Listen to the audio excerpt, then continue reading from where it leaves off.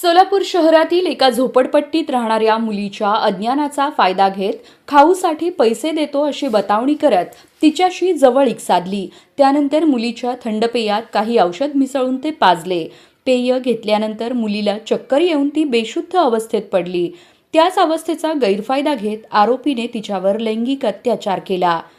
या घटनेची माहिती कुणालाही दिल्यास जीवे मारण्याची धमकी आरोपीने पीडितेला दिली होती। भीतीमुळे आणि अल्पवयीन असल्याने पीडिता दीर्घकाळ शांत राहिली। मात्र काही काळानंतर तिच्या प्रकृतीत झालेल्या बदलांमुळे कुटुंबियांच्या हा प्रकार लक्षात आला। पुढे पीडितेला बाळाचा जन्म झाला, ज्यामुळे हा प्रकार उघडकीस आला आणि परिसरात खळबळ उडाली। पीडितेच्या आईने फौजदार चावडी पोलीस ठाण्यात तक्रार दाखल केल्यानंतर पोलिसांनी गुन्हा नोंदवत आरोपीला अटक केली। तपासादरम्यान पीडितेची सविस्तर साक्ष, वैद्यकीय अहवाल तसेच इतर पुरावे न्यायालयासमोर सादर करण्यात आले। सर्वात महत्त्वाचा पुरावा म्हणजे DNA अहवाल ठरला। पीडितेला झालेल्या बाळाचा जैविक जनक आरोपी विकास शिंदेच असल्याचे DNA तपासणीत स्पष्ट झालं।